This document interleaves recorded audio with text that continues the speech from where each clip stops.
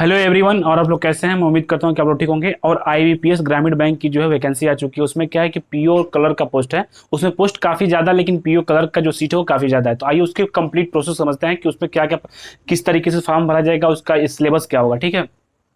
इसमें क्या है कि हमने आपको बताया कि जो इसका पोस्ट है, टोटल पोस्ट 8,611 पोस्ट है। यानी कि ये फॉर्म आया हुआ है आईबीपीएस ग्रामीण बैंक के थ्रू, जो फॉर्म आया है उसमें टोटल पोस्ट आपका है 8,611 पोस्ट है। जो फॉर्म है, अप्लाई डेट जो आपका है वो 1 जून से 21 जून के बीच में आपका फॉर्म अप्लाई होगा। ठीक है। और उसके बाद जो इसका फीस है, अगर आप जनरल ओबीसी ईडब्ल्यू से बिलोंग करते हैं तो आपका फीस जो होगा 850 रुपये है। और उसके बाद से अगर एससी एसटी फीमेल कैटेगरी है तो उसका फीस 175 रुपये है। ठीक है। यानी कि इसमें फ्री किसी का नहीं है, पैसा कुछ ना कुछ देना पड़ेगा। उसके बाद से इसका प्री जो एग्जाम दो मतलब एग्जाम को दो कैटेगरी में डिवाइड किया गया, एक प्री और मेंस। प्री का एग्जाम डेट आ चुका है। प्री कब होगा आपका? अगस्त में प्री हो जाएगा। अगस्त के मंथ में आपका प्री का एग्जाम हो जाएगा। और जो मेंस का एग्जाम, मेंस का अप्रॉक्स सितंबर में आपका हो जाएगा। यानी कि इसका जो प्रोसेस है काफी फास्ट है।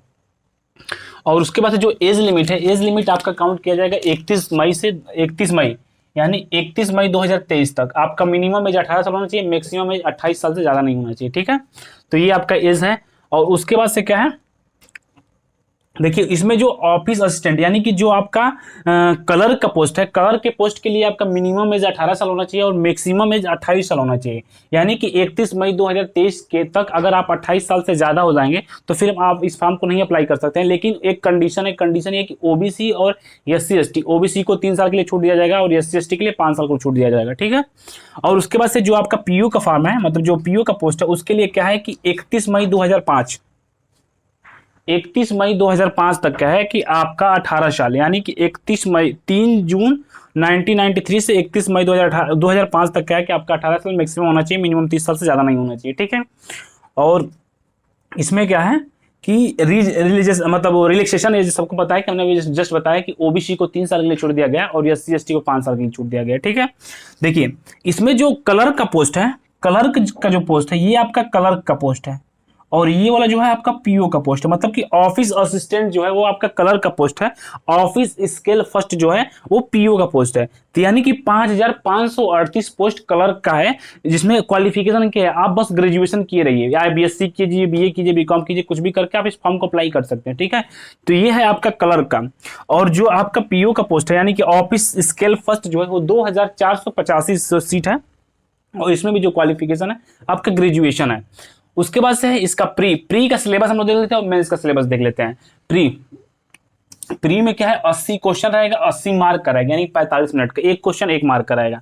जिसमें क्या है, रीजनिंग 40 क्वेश्चन का रहेगा और मैथ 40 क्वेश्चन का रहेगा। यानी कि आपके पास दो ही प्री में दो पेपर देना है, आपको रीजनिंग देना है, मैथ देना है। ठीक है। रीजनिंग के 40 क्वेश्चन रहेगा, मैथ का 40 क्वेश्चन रहेगा, यानी टोटल कितना है आपका 80 क्वेश्चन 80 नंबर का रहेगा। ठीक है। और उसके बाद से प्री देने के बाद जो आपका मेंस होगा, मेंस का जो सिलेबस है वो 200 क्वेश्चन 200 नंबर का रहेगा। रीजनिंग, देखिए रीजनिंग जो आपका होगा, रीजनिंग होगा आपका 40 क्वेश्चन 50 नंबर का। कंप्यूटर का 40 क्वेश्चन रहेगा 20 नंबर का। और जीए मतलब जीएस रहेगा आपका 40 क्वेश्चन 40 नंबर का।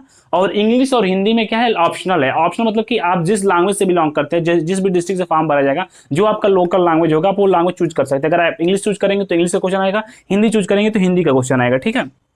और उसके बाद से क्या है, मैथ का 40 क्वेश्चन है 50 नंबर के, यानी कि 200 क्वेश्चन 200 नंबर का है। ये आपका मेंस का सिलेबस है। ठीक है।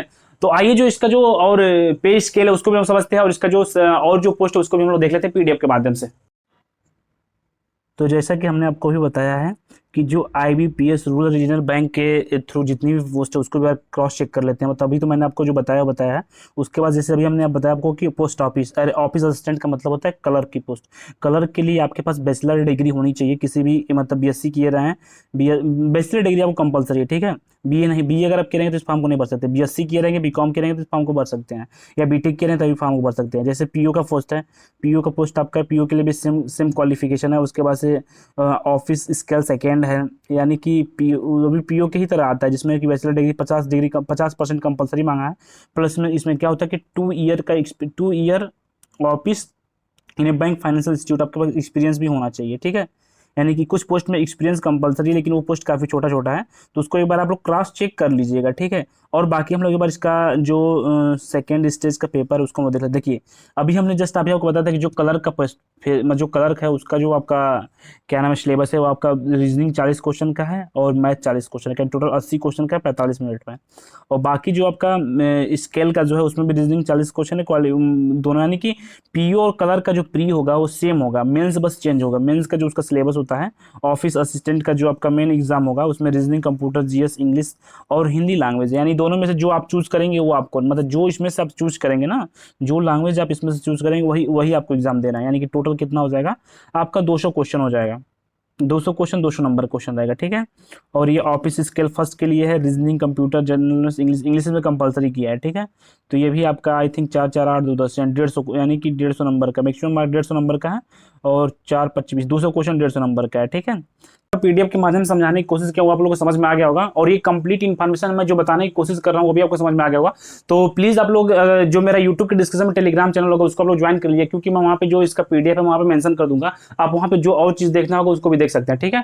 तो मिलते हैं नेक्स्ट अपडेट के साथ, और प्लीज अगर आपको ये इन्फॉर्मेशन अच्छा लगा हो तो वीडियो को शेयर करिएगा, और किसी प्रकार की कोई डाउट हो तो मेरे यूट्यूब के डिस्क्रिप्शन में टेलीग्राम चैनल है, व्हाट्सएप नंबर है, आप हमसे वहाँ से मिल सकते हैं, ठीक, कनेक्ट कर सकते हैं, आपको सोल्यूशन जरूर मिलेगा, ठीक है। तो मिलते हैं नेक्स्ट अपडेट के साथ, धन्यवाद, जय हिंद।